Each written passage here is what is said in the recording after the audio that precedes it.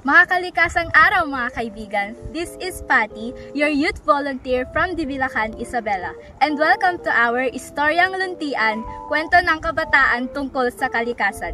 Happy World Seagrass Day! Narito tayo ngayon sa Dicatchan, Divilacan, kung saan matatagpuan ang malawak na seagrass area na mahalaga sa ating marine ecosystem.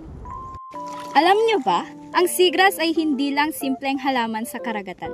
Nagsisilbi itong tirahan, breeding ground at feeding area ng isda, pawikan, pati na dugong at iba pang lamang dagat. Tumutulong ito sa pag-absorb ng carbon dioxide upang bawasan ang epekto ng climate change. Nililinis din nito ang tubig, pinipigilan ang soil erosion at tumutulong sa pagpapahina ng alon at storm surges.